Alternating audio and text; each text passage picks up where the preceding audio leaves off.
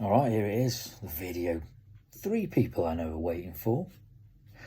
6 games that matter this weekend for us in the bet, and one fringe bet that the majority of us have lost interest in because all our teams are out, with the exception of a couple, one of which I'll be watching the game with tomorrow afternoon, and I'm sure he will be jumping up and down going, "Hand over your money, you motherfucker," in Greek. Apologies for the Birmingham one, I did call it. Totally called it last night in the group chat. That counts, right? But the games are going to come thick and fast, and I am genuinely going to struggle, so if I don't get the video out, apologies, don't worry about it. It'll happen, it'll get there. First game, we've got Bristol City against Stoke. Bristol came back to win last week, and impressively, according to manager Nigel Pearson. They do hold the advantage over visitors Stoke City this week. Stoke got a fair result, came from behind against Cardiff, but they've got to stop shipping goals. They just love, as I said last week, making it difficult for themselves. They do. The only thing going in Stoke's favour is their impressive away record. And for that reason, nothing to do with my bias, for that reason, giving it to Stoke. Cardiff came from behind to get a very well-deserved draw against Stoke last week, but here they face a tougher challenge against Blackpool, who are absolutely desperate for a win, like a wounded animal.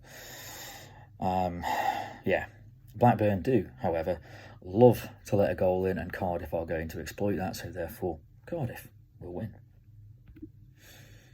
The mighty Cov have got an incredibly tough game against the Jack Army this weekend.